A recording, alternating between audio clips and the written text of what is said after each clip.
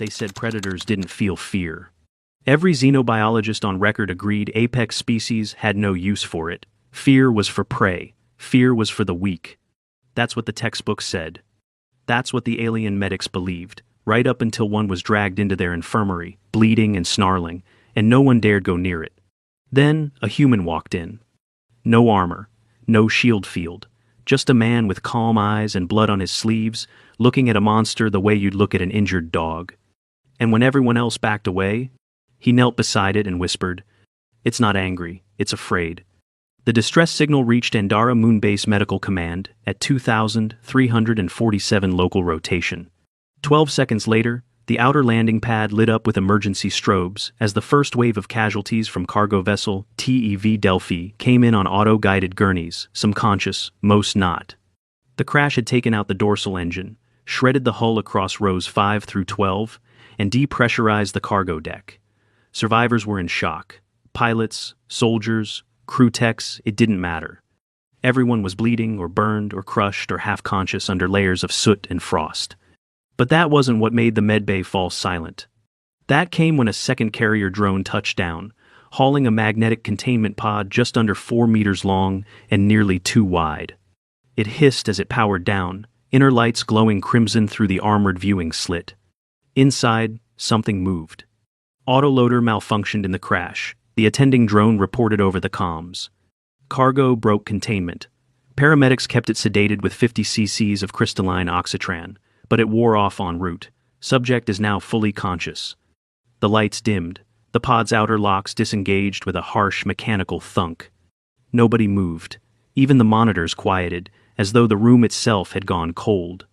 Dr. Kelvor, of the Maratian Medical Guild, was the first to speak. His voice was thin, dry. "It's a Scarthrend." He stepped back without realizing. That's a Scarthrend. Another medic cursed in Shintari, backing into a tray stand. Several instruments clattered to the floor. 6 limbs, tri-segmented torso. The hide, usually dark bronze, was slicked with dark blue blood and ripped open along its flank. Massive jaws bristled with teeth, evolved to crush through mineral armor.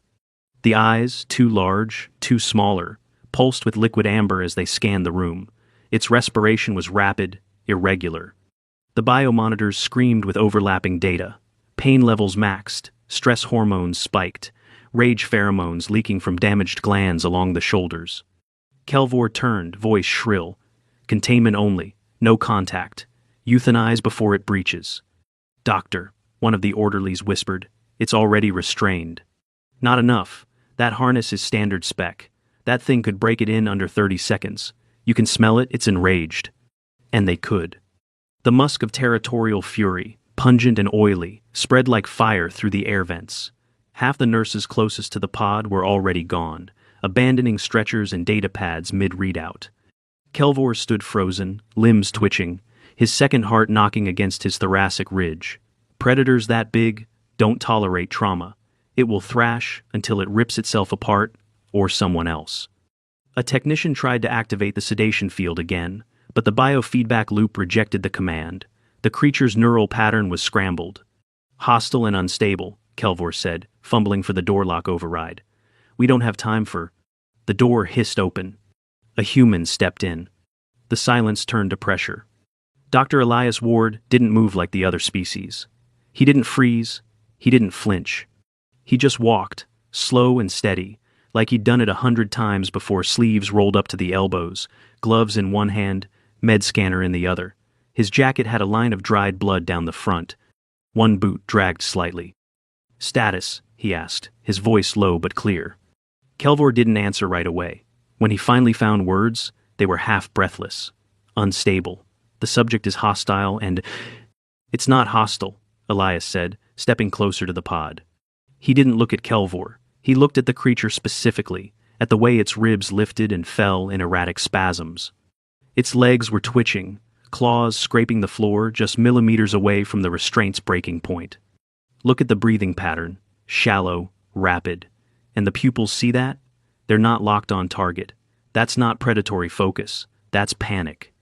Kelvor turned rigid. "You're saying it's scared?" "I'm saying it's afraid," Elias replied. The staff stared. The Scarthriend let out a low, rasping growl and jerked its body against the harness. One of the metal joints shrieked under the strain. Several medics recoiled. It wasn't a bluff. The beast was strong enough to snap reinforced alloy. Kelvor moved toward the panic switch. "We need containment foam, now."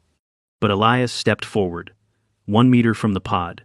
The creature's head snapped toward him, every muscle coiled, every tooth bared. And the human knelt. Just outside its reach, Elias crouched down, the scanner quiet at his side. His voice dropped to a near whisper. "I know that sound," he said. "That's pain, pretending to be fury." The Scarthriend snarled. A bloody string of saliva hissed against the pod's floor. One of its claws flexed until it bent the steel ring beneath it. "Step back," Kelvor shouted. "You're provoking it." Elias didn't move. "If I was provoking it," he said calmly, "I'd already be dead." Then he said the words that no one in the entire medbay, maybe the entire moonbase, expected to hear. "Lower the field." The nurse next to the console blinked at him. "You mean, drop the containment field, now?" "That's suicide," Kelvor hissed. "We'll be filing your obituary with a sponge." But Elias was already reaching for his gloves. "Not if I'm right." The technician hesitated. She looked at Kelvor. Kelvor refused to authorize it. Elias didn't wait. He crossed to the panel himself and keyed in the override using his emergency medical clearance. The station's system paused, then beeped its compliance. With a sigh of static and a buzz of falling current, the shimmer of containment around the pod vanished. The room held its breath. The Scarthriend twisted toward the new silence, limbs rising. Its mouth opened, exposing 2 rows of glistening teeth. The scent of blood thickened. And Elias moved. Slow, not in a straight line. He curved around the pod's edge, never making direct eye contact. His gloved hands were visible, open, unarmed. "Easy," he said. "No one's here to hurt you. You're in pain. That's all. We're going to help you." The creature's hind legs spasmed, its body tensed. But it didn't attack. Instead, it made a sound no one in the room had ever heard, from a Scarthriend. A low, confused chuff, the kind a wounded animal might make when it isn't sure if it's safe or dying. Elias crouched beside the torn flank. The wound was ragged, too deep for dermal foam, already leaking fluid into the pod's inner lining. He reached for a med patch. The Scarthrend's eyes locked onto his hand. "You mind if I touch this?" he asked softly. "I won't make it worse." The room's monitors ticked out warnings. Oxygen levels unstable, cardiac irregularity, adrenal spikes. Then something changed. The creature's breathing slowed. Its muscles twitched but didn't flex. The heart rate dropped, stabilizing in half beats. One monitor lit green. Kelvor stared at it. "That's impossible." Elias pressed the regenerative patch to the exposed tissue. It hissed once, bonding with the flesh, and the Scarthriend flinched but didn't strike. It exhaled sharply, flanks shuddering. "Pain means you're alive," Elias murmured, "and alive means you can heal." The second heart rhythm normalized. Blood flow decreased to a sustainable level. Tissue oxygenation climbed. The Scarthriend blinked. Its jaws parted slightly, no growl this time. And then, without any sedation, it slumped down onto the pod's floor and went still. Asleep. Kelvor's voice was barely audible. How did you do that?" Elias sat back, peeling off one glove. His hands were shaking now. "I didn't calm it," he said. "I just treated it the way you'd want to be treated if you were bleeding and terrified." Kelvor stared. "But it's a predator." Elias looked up at him, eyes tired. "So are we," he said. "We just learn not to show our teeth unless we have to." For the next hour, the medbay returned to triage. It wasn't calm. It never was after a crash. But the shrieking alarms quieted to manageable levels, and stretchers started moving again. Whatever storm had passed with the Scarthrend's sedation left behind an uneasy stillness, like the moment after a quake where people start checking if the walls are still standing. Elias didn't leave the pod. He sat cross-legged just outside the inner arc of the Scarthrend's reach, rubbing his left shoulder, occasionally dislocated 3 months back during a medevac drop on Karis 2. No one spoke to him directly. The other medics avoided his side of the room, the way you'd avoid a nest of volatile explosives, even though the creature hadn't moved since losing consciousness. The regenerative patch adhered well. The gash along the beast's side had stabilized, though it would need surgical support within the next 4 hours to prevent tissue collapse. Biofoam would have been faster, but Scarth-Wren tissue didn't tolerate it. Their immune system treated synthetic sealants like parasitic invaders. Elias had seen one chew its own leg off, trying to dig out a mistimed implant. He didn't mention that. Instead, he sat and watched the chest rise and fall slow now, like waves instead of storms. Behind him, Kelvor hovered near the central console, reading the vitals for the 8th time. Its adrenaline curve began to drop within 15 seconds of your voice entering the pod, he said, not bothering to mask his disbelief. No neural sedation, no chemical input, just vocal cadence. Some species sync with rhythmic patterns, Elias replied, standing up carefully. It's a mammalian holdover, infant mother bonding through auditory familiarity. Kelvor adjusted the display. But you didn't speak in its language. I didn't need to. The alien narrowed his eyes. You're telling me it responded to tone? Elias nodded once. Heartbeat rhythm, subconscious pacing, not the words the way they were spoken. It's older than language. Kelvor's gill ridges darkened with tension. That still doesn't explain why it didn't attack you. Every other recorded encounter with Scarth-Wren in a compromised state ends the same way: death or full immobilization. Elias flexed his shoulder again, checking for pain. Because everyone treats it like a monster. And monsters don't need help, they need control. That earned a pause. Kelvor scrolled back through the sensor logs, then froze at a spike in neural activity. He tapped it, voice shifting toward awe. The moment your hand touched the wound, its prefrontal node lit up. That's the empathy cluster. Elias glanced over. Meaning? Meaning it recognized intent. The alien turned, eyes unblinking. It understood you were trying to help. Elias didn't answer right away. He just stared through the pod glass again, the slow rise and fall of the creature's ribcage reflected in his eyes. It didn't want to kill anyone, he said eventually. It just didn't know what else to do. By early second cycle, Base Command sent a delegation. Not medical personnel security. Lieutenant Commander Juno Weyland arrived with a 3-man escort, pulse carbines slung at ease but powered, their retinas scanning every surface for movement. They made no effort to speak softly when they entered. Is it still alive? Weyland asked, already moving toward the pod. Stable, Kelvor answered tightly, though I question the necessity of bringing armed forces into a healing environment. Weyland didn't respond. She studied the pod like it might detonate. That thing took out 4 Marines before we got it off the wreck, snapped one in half, bit through exoplate like tissue paper. Elias stood beside the pod. It was injured and cornered. You would have done the same. Weyland turned to him. Are you defending it? I'm treating it. There was a flicker of something in her expression. Not anger, familiarity. You've worked with them before. 1 years ago. Wildlife Recovery Unit on Novar's moon. Young male, impaled on landing struts from a freight rig. And? He died, Elias said, but not before he stopped trying to kill me. That quieted the room again. Not because of the words, but the way he said them. No drama, just fact. A worn-out memory wrapped in bandages of time. Weyland's eyes flicked back to the pod. I want it off my base before shift turnover. If it wakes up again, I want the nearest bulkhead between it and the crew. I'll prep it for transfer, Elias said, but I'll need to stay with it during sedation, alone. Kelvor turned toward him in alarm. That's not standard procedure. No, Weyland cut in, but apparently nothing is with this damn thing. Let him do it.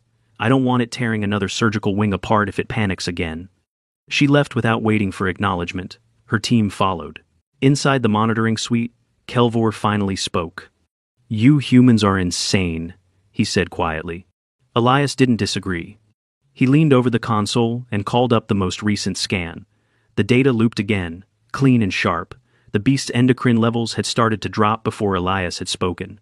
The first change was at visual contact. Do you see this? Elias said, tapping a highlighted segment. Right when I walked in, it clocked me. That's recognition. Kelvor glanced over, confused. You're saying it knows you? No, I'm saying it knows what I am. Kelvor exhaled hard through his nostrils. Impossible. Maybe not. Elias brought up archived scans of terrestrial wolves, then overlapped a Scarth-Wren's cortical structure. There were no exact matches, but the limbic map, the way threat signals were interpreted, showed startling parallels. They use cooperative hunting, Elias said. Pack formations, complex emotional cues. Not hierarchical, not like raptors, more like old Earth canines, but bigger, scarier. Kelvor peered at the data. So, when you approached it, I didn't act like a threat. I didn't act like prey. I acted like a member of the group trying to help it back up. And that worked because it remembered? No, Elias said. Because empathy isn't language. It's pattern. And pattern recognition is universal. Kelvor stepped back from the console. This changes things. Elias looked at him. That's what scares you most, isn't it? The alien's throat sac twitched. Predators don't ask for help. They don't have to, Elias said softly. They just have to survive long enough for someone to offer it. The prep for transfer started 3 hours later. Medical Transport Vesper was rerouted from a supply run to bring a reinforced stasis tank with manual override. Only one person was authorized to operate it from the inside. Elias signed the clearance himself. The Skarthrend was still unconscious. The vitals were stable, but low enough to move, not enough to wake. Elias checked the patch twice. Then he checked the bone density scan. 3 fractured ribs. Possible organ bruising. He noted the hematoma near the lower spine and requested 2 units of clotting plasma and 1 of synthetic glucose. A nurse started to argue protocol. Elias handed her the readout. She stopped talking. The transfer required 6 staff members. Elias didn't allow anyone to touch the beast directly. All support came through pressure pads and motor assist brackets. When the Skarthrend was finally secure in the new pod, Elias sat beside it on the floor, one hand resting lightly on the containment glass. Then the unexpected happened. The creature stirred. Not violently, not in distress. It simply blinked. Once, slowly. Elias didn't speak. He didn't move his hand. But the vitals didn't spike. The respiration didn't spike. The monitors held green. Kelvor stood in the doorway, watching. Your species, he said after a moment. You don't just survive danger. You talk to it. Elias let out a breath he didn't know he'd been holding. You'd be surprised what listens when you stop shouting. The pod sealed. The transport lifted off 2 minutes later, taking the creature back to a deep research center in orbit. Elias didn't go with it. He'd already made his decision. His job had ended the moment the Skarthrend let him touch the wound. Kelvor remained behind too.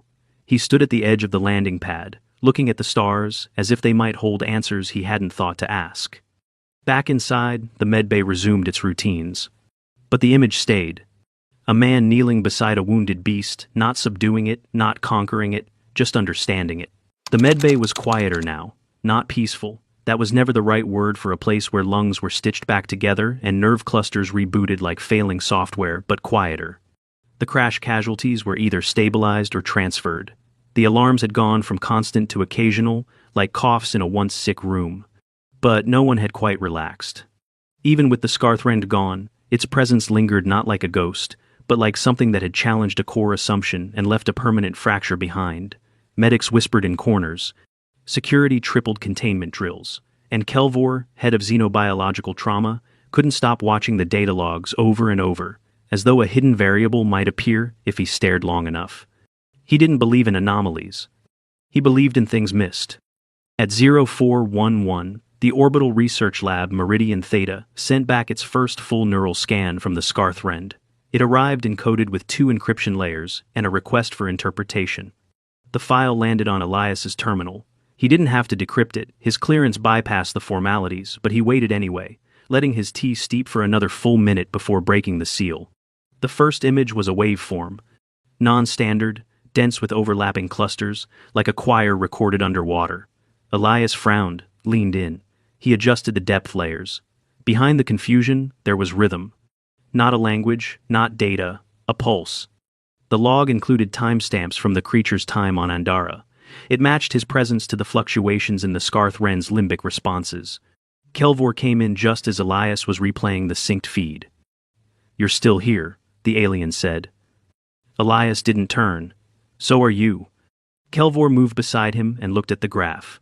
I've seen this pattern in 2 places before: newborn Tralix hatchlings during nesting separation, and once in a Naris predator when its mate was killed during a migration.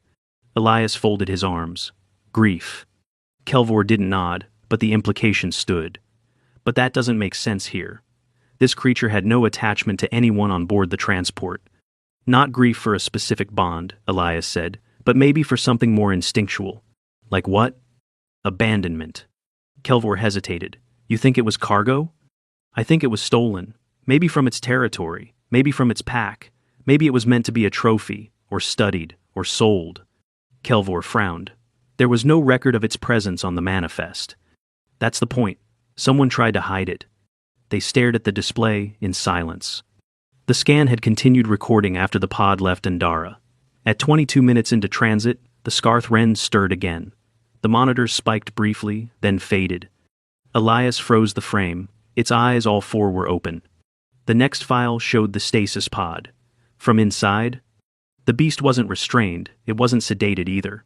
It was simply lying still, eyes fixed on the place where Elias's hand had rested earlier. And for the next 7 minutes, it didn't move. Not sleep, not unconsciousness, stillness. Not fear. Something else. The following morning, Command requested a debrief from all med personnel involved in the incident. Protocol, they called it. But Elias knew better. He stood in front of the table, facing 4 brass badges and 10 suspicious eyes. You approached a dangerous, injured predator without containment, sedation, or authorization, one of the administrators said. Why? Elias replied simply, because the alternatives were worse. You endangered the entire medbay. No one else was hurt. You could have been killed. Yes, Elias said, I know. There was a pause, a long one. Then another voice, older, quieter. You knew what it was, but not how it would react. Elias met the gaze. I knew what it needed. And how exactly did you know that, Doctor? He was quiet for a second. Then, finally, because I've been that creature, alone, bleeding, scared, and treated like a threat because I didn't have the words to ask for help. No one spoke after that. The questioning ended 5 minutes later. He was cleared of violation under emergency provisions. On his way out, one of the observers, a medical ethics officer, followed him into the corridor. Your file says you served on Delta 3, she said. The plague zone. I did. You were the only survivor from your unit. Yep. And you still trust things like that? Elias looked at her. It's not about trust, he said. It's about not assuming everything unfamiliar is dangerous. She didn't answer. He walked away without waiting for one. That evening, the orbital team sent a priority ping. Elias read it twice before forwarding it to Kelvor. The Scarth Wren had refused full sedation for transfer into long-term research care. It thrashed, howled, and braced itself in corners, causing minor fractures in the pod frame until the sedation protocol was cancelled. Vitals returned to stable levels immediately. A second attempt failed, then a third. The researchers prepared for cryosuspension as a last resort. But before they engaged the protocol, someone left a comms mic open audio only, background chatter from the prep team. The Scarth Wren stilled. Heart rate dropped. Stress chemicals subsided. It moved toward the speaker. The mic was replaying an old message recorded from Andara Base, a security update featuring background sound from the med bay, including Elias's voice. When Elias returned to the observation deck the next morning, Kelvor was already there. He looked like he hadn't slept, or perhaps hadn't stopped thinking. It remembered you, Kelvor said without turning. No, Elias said. It remembered feeling safe. The alien watched the stars. I reviewed its blood scans again. And there's an unidentified protein compound in the plasma. It's neural reactive. I think it bonds to ambient pheromones and creates an emotional imprint. Elias leaned beside him. You're saying it chemically encodes emotional memory? Only under extreme stress. It's never been documented in a sentient predator. What does that mean for us? Kelvor looked at him now. It means when you walked in, it didn't just see you. Elias waited. It marked you, biologically. Elias blinked. So now what? Kelvor looked down. Now we either learn from that, or we go back to treating everything with teeth like it's a weapon waiting to go off. Elias pushed off from the rail. We've done that long enough. The alien hesitated. Elias, you're not afraid of it? I am, he said honestly, but I'm more afraid of what happens if we never listen to anything that scares us. That night, the stars over Andara seemed closer than usual. And in the deep orbit above, something enormous lay quiet in a pod filled with red light, listening to echoes from a world where one voice had spoken not in commands, not in warnings, but in the quiet, steady rhythm of understanding. Not dominance. Not control. Just empathy. And it remembered. The call came just after third cycle. Not from Meridian Theta or the Central Medical Chain, but from a research vessel just outside the Thorn Corridor, a science craft called Kestrel Array, Deep Space Registry, with no business being near a Predator transport route. Their message was short, clipped, and slightly panicked. Unidentified biosignal in Containment Bay. Responding to Scarth-Wren resonance. We need a Xenovet, preferably the one from Andara Base. They meant Elias. He arrived within 9 hours on a borrowed scout courier. The ship was small enough to thread suborbit corridors without traffic clearance and fast enough to bypass command entirely. He didn't bring a team. He didn't have time to explain. The Kestrel looked like 100 other research rigs, utilitarian, gray, scarred from micrometeorites and budget cuts. Its crew met him at the hangar, visibly tense. Not because of him, but because of what was waiting in their lower bay. I thought we were dealing with one Predator, said the ship's bio-ops chief, a gaunt woman named Erin Cho. Turns out, we've got two. Elias frowned. Explain. We picked up a faint distress ping, non-verbal, harmonic-based. It didn't match any of the beacon types we know. Followed it to a derelict hauler caught in a debris net. Inside, we found a juvenile Scarth-Wren, barely alive. Elias froze. Juvenile? Roughly a third the size of the adult. Severe malnourishment. Partially sedated. Someone tried to transport it in a broken cryopod. Judging by the markings, it was taken from the same region as the one you treated. Elias followed her to the lower deck. The lights here were dimmer, deliberately muffled to reduce stress triggers. But he could already feel the charge in the air, not static, not fear, something else. The new Scarth-Wren was smaller, gaunt, with one malformed limb and heavy scarring along its dorsal plate. Its eyes were clearer, though, alert, tracking movement with sharp jerks. It didn't growl when it saw Elias. It just watched. Erin pulled up the logs. It's been aggressive, with everyone else shredded 3 drones and damaged a SED unit. But the moment it detected the adult scent on your clothes, it went still. Then it started mimicking vocalizations. Mimicking? She played a clip, low sound, almost mechanical, but beneath the garble was a patterned cadence, pauses, breath rhythm. It was copying Elias. Not the words, just the rhythm. Has it vocalized anything else? Nothing distinct. But every time we played the Andara audio logs your encounter, it moved closer to the speaker. We think it's imprinting. Elias didn't answer.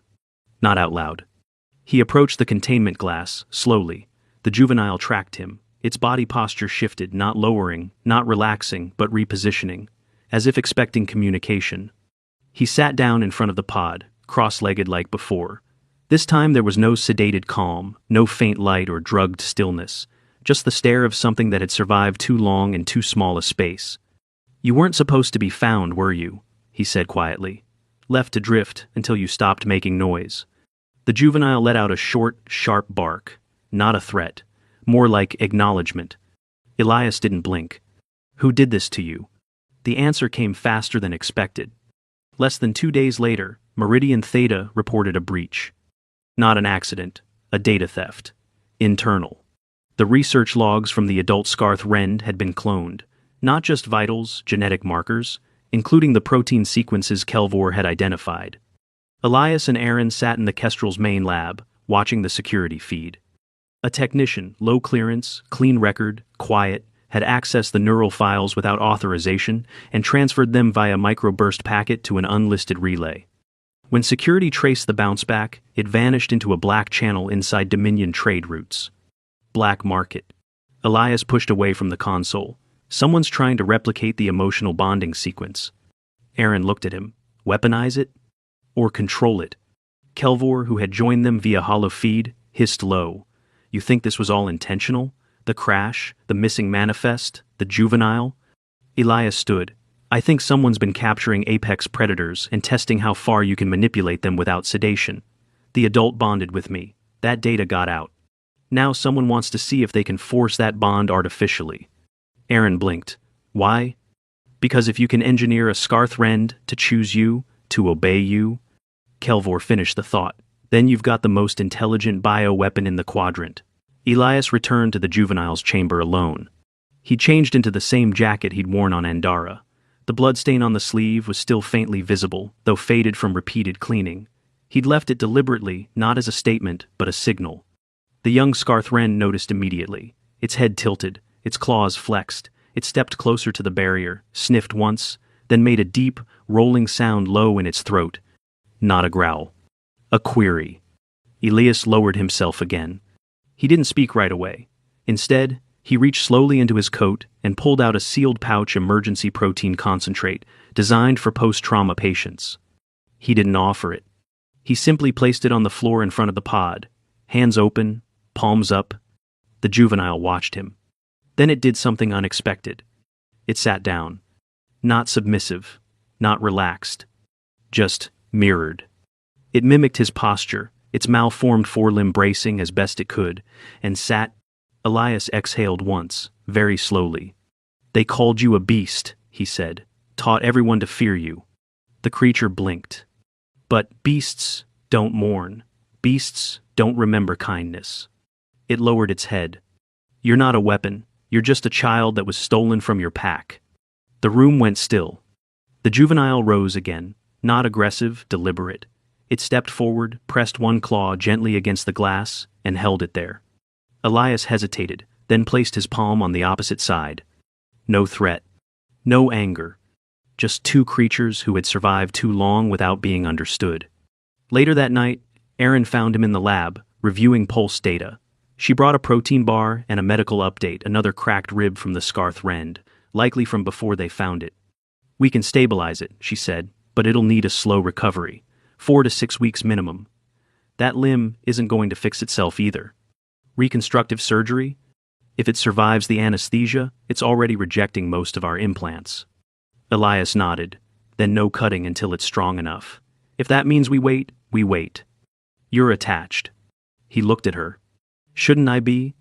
She didn't argue. Instead, she set the protein bar on the desk and left.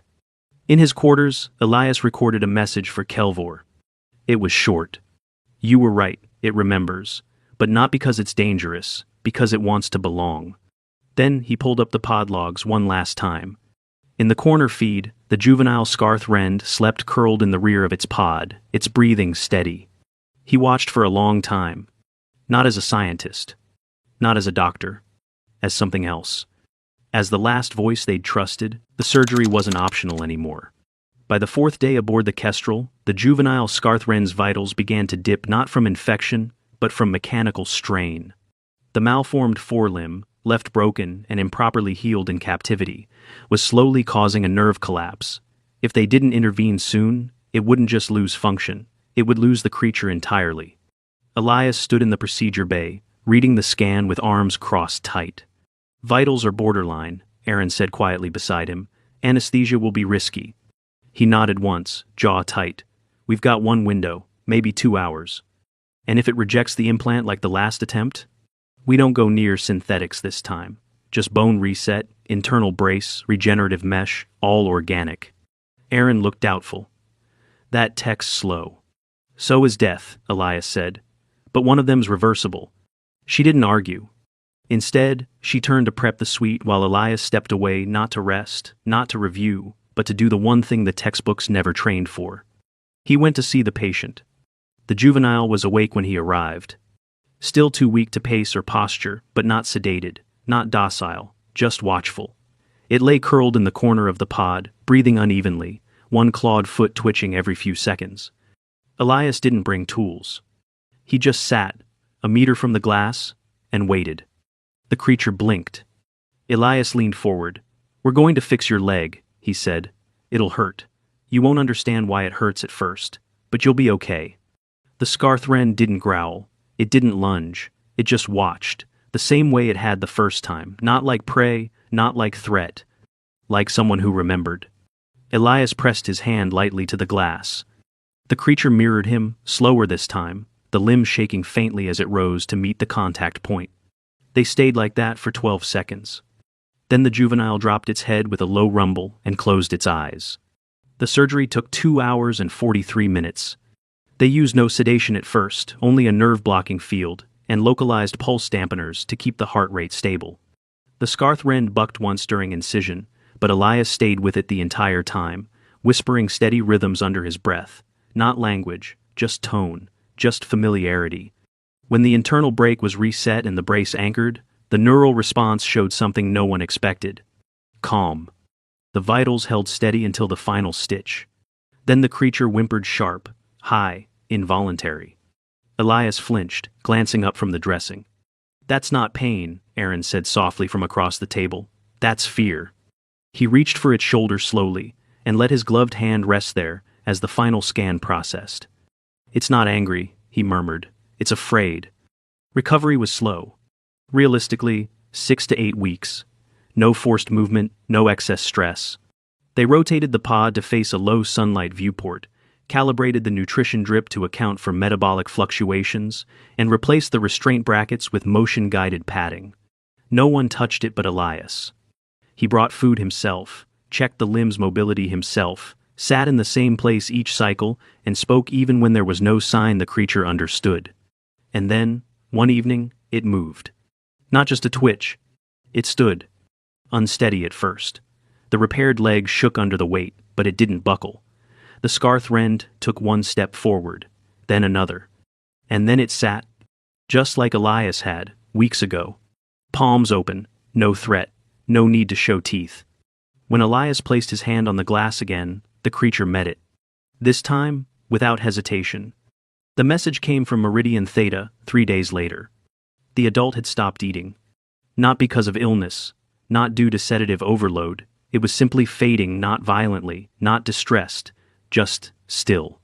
Withdrawn. "None of our behavioral teams can reach it," the tech said over encrypted comms. "We've tried visual cues, pheromone simulations, food triggers, nothing. We think it's waiting for something." Elias already knew. He looked at Aaron. How fast can the juvenile be cleared for transfer? Aaron's brow creased. "It's barely recovered. But it can walk, and it trusts." She hesitated, then nodded. The transport was quiet. No sedation needed. The young Scarth Rend sat in its stasis pod the whole trip, unmoving but alert. It didn't thrash. It didn't vocalize. It simply stared at Elias the entire time, unblinking, like it knew why they were going. When the shuttle docked, Meridian Theta security teams were already in place. The medtech stood at a distance, watching through mirrored glass as the juvenile's pod was wheeled in. The adult stirred before it even entered the room. Monitors pinged faintly. The massive head turned. A breath hitched. When the door opened and the smaller Scarth Rend stepped into the room under its own power, the vitals spiked not from stress. From recognition, the juvenile froze at the threshold. The adult didn't growl, didn't move. Elias let go of the guidance tether. "Go," he said, quietly. The juvenile stepped forward, 1 step, then 2, then 3. The adult shifted not toward it, but downward, lowering its head until the two met nose to nose. The younger one chuffed once, a short, soft sound. The adult replied with the same. It was the quietest reunion anyone on the station had ever seen. No lunges, no cries, just a slow, low sound between two creatures who had been broken apart and had, somehow, found each other again. In the days that followed, recovery accelerated. Not just for the juvenile, for both. Feeding resumed, movement returned, vitals normalized. The adult, once barely responsive, now stayed alert and oriented. The juvenile moved with increasing confidence, following its larger counterpart closely. Elias was allowed in the chamber on the 3rd day. Both Scarth Rends watched him. Neither moved. Then the adult stepped forward one deliberate movement and pressed its head, gently, to his chest. The juvenile mimicked it. Elias didn't speak. He just stood there, hands at his sides, letting the weight of a bond form not from training, not from force, but from understanding, settle into the space between species. Kelver called in via secure line later that night. "I've never seen anything like this," he said. "It's rewriting everything we thought we knew." Elias just smiled faintly. That's what happens when you stop trying to control everything that scares you. The Scarth Rends weren't kept as specimens. After long debate and longer debriefs, both were relocated to a secure habitat on a research colony built not to contain them but to study what they chose to do when free. They didn't leave each other's side. They didn't hunt. They didn't hide. They lived. Elias visited twice a year. No security escort, no armor, just a man with a familiar voice and a story that had once rewritten fear into care. On his last visit, as he stood near the open fence line, the younger Scarth Wren, now grown, stronger, scarred in ways that would never fully heal, came forward. Not to posture. Not to guard. Just to sit beside him, the way it had the first time they met. And in that silence, with nothing between them but memory and breath, Elias understood what most of the galaxy still hadn't. Sometimes, the most dangerous creatures weren't the ones with the sharpest teeth. They were the ones no one had ever spoken gently to.